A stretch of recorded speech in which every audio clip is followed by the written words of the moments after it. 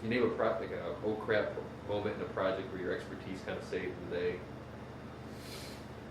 Well, my expertise saved the day.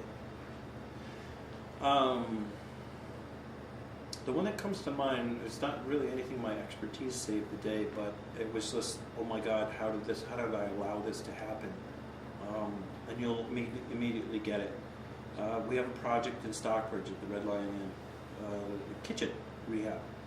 And I had the forethought to put the notation to put temporary shoring in for the columns, because when they nuked the slab, you now had, instead of two one-story columns, you had a tall, slender.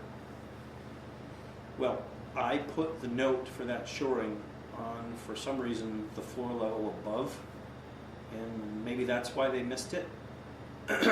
But there were two columns that I showed to be braced, and I said, you know, do not remove slab until.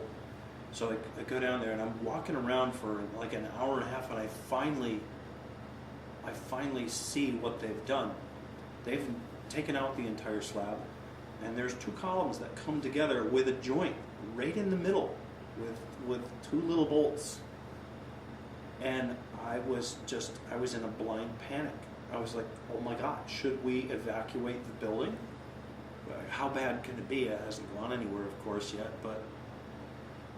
So I decided, maybe it's a good thing, maybe it's a bad thing. I decided that I would just immediately go back to the office and run numbers and see how bad it was. I did tell them that, see this note? Maybe it should have been down here, but you went and you took the slab out. You're going to have to do something like almost immediately.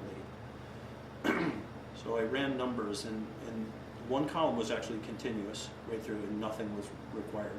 The other one was, you know, if you put the entire live load and dead load on it, it was going to fail miserably, not even counting the joint in the middle, if it was just a continuous of this section.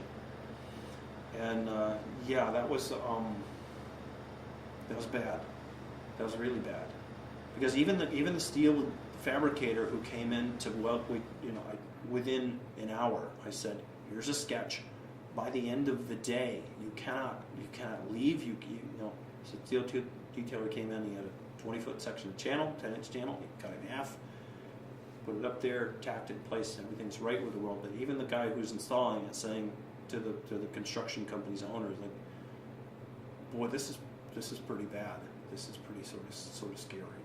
But it's like, okay, I sort of knew enough to point out that it was important, but I really fell short on the follow-through. There should have been neon, notes. There should have been a graphic, overt detail. Do this unless otherwise directed. What it said was, provide temporary shoring for column before removing slabs. And technically, maybe that's correct, but it wasn't enough to communicate to the contractor the potential severity. It was perfectly fine, nothing happened. But, oh boy.